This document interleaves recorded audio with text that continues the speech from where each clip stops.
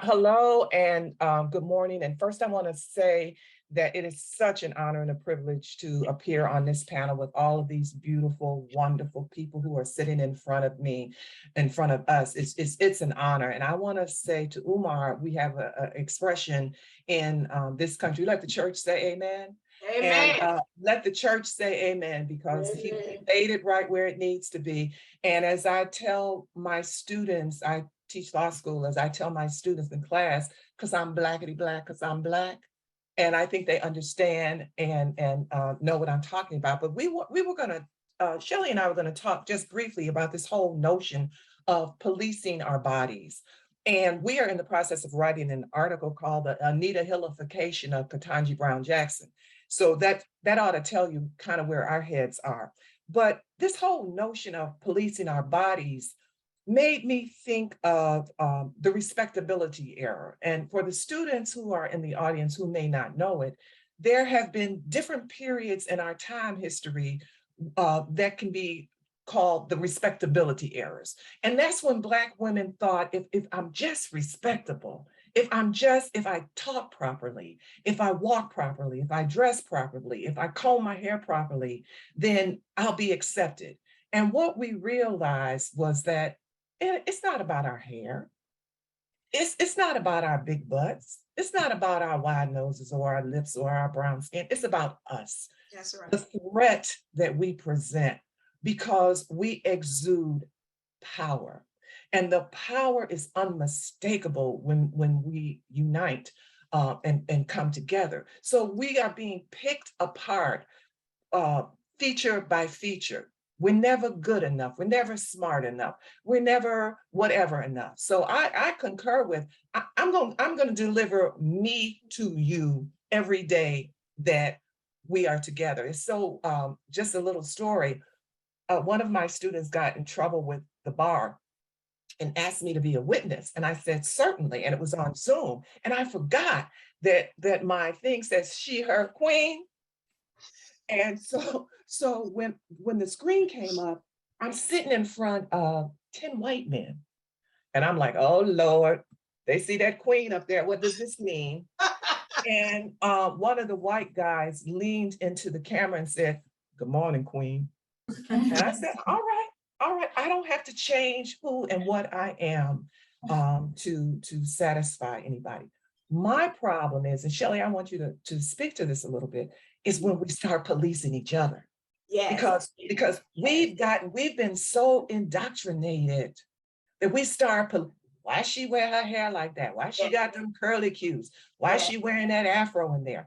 Yes. When we start doing that to each other, nobody else has to do it to us, because we've taken up the mantle of policing our bodies for each other.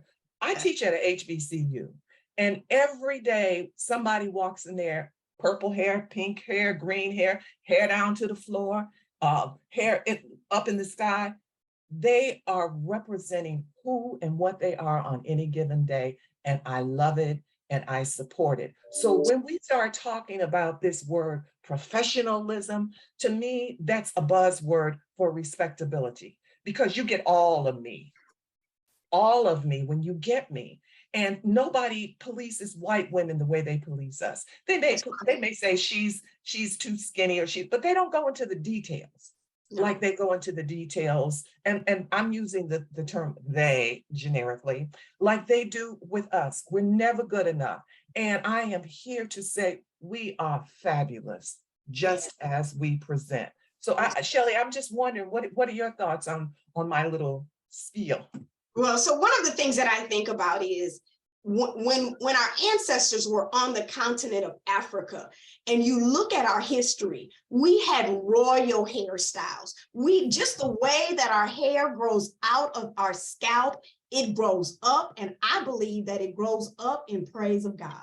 And so one of the things that I think about when our ancestors were enslaved people, because they were not slaves, they were enslaved people, enslaved human beings, Black women had to wear coverings on their hair. Slave masters it was enforced that you had to cover your hair, because I believe our hair can be intimidating not familiar with it. But I can tell you the pushback I've gotten as a Black woman has come from other Black women, not white women. Just last week, y'all, I was in the copy room, and this is a real story. I have a secretary, her name is Cynthia Heisner, and she's helping me at the printer.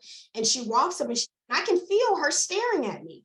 And she says, Shelly, I love your hair. It's beautiful. And I looked at her and she said, I don't know what it is, but I sit and I spend hours on YouTube looking at Black women getting their hair done. She said, my mother was a hairstylist, and I have seen styles on white women my whole life. And to be honest with you, it's just ordinary. She said, but Black women have amazing hair. And so, and I'm not saying that other Black women don't support Black women, but the pushback I've gotten, so I went to Howard University undergrad. And y'all, the way my hair grows out of my skull is kinky. It's hard to get a comb through my hair. And so growing up, probably as soon as I started walking, my mother put a perm on my hair. Well, I didn't know that there was another way. So I decided when I was at Howard, I'm gonna stop putting these chemicals on my hair. My hair started falling out. I didn't know how to take care of my natural hair. So Umar, I visited South Africa. I was in Cape Town in 2012, and everybody had dreadlocks in South Africa, Umar. So I thought, dang, you know what? I'm gonna start locking my hair. But before I did that, I cut it down to a little afro, and it was in 2008. In 2009, I met President Obama in the Oval Office of the White House. And y'all, I got the picture on my shelf. Black people have consistently come into my office and said, who's that boy meeting President Obama? That's me, y'all. I encourage Bianca, you did a great job with your opening statement. And all of the panelists, I just want to thank you guys for this opportunity to come and speak and celebrate who we are in the way that God created us to be. I'm not putting any more creamy crack on my hair, on my scalp, just can't do it. And so Professor Broussard, I just want to thank you for being a mentor and for being a light. President Enix Ross, thank you for wearing your acceptable for somebody like me to be okay in the way that God made us to be. So I just applaud all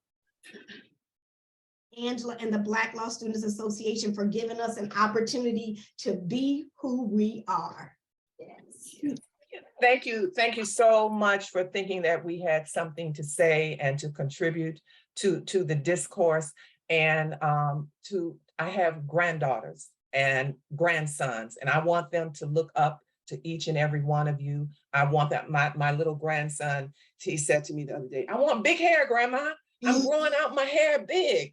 And so I said, go for it, baby. So when we are our authentic selves, we allow our generations that come after us. We are that example to them.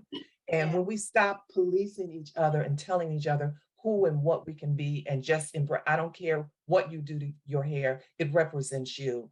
And you accept all of me or you accept none of me. So Angela, thank you so much for allowing us to have this discourse. And I look forward to hearing from all of the other speakers today. Thank you. I got to say real quickly, I just want to thank my law students who are now practicing attorneys. Sarah Boer from Knoxville, Tennessee, a white female who supports me just the way I am, and all of my law students and my Facebook friends that have signed on. Thank you for supporting us.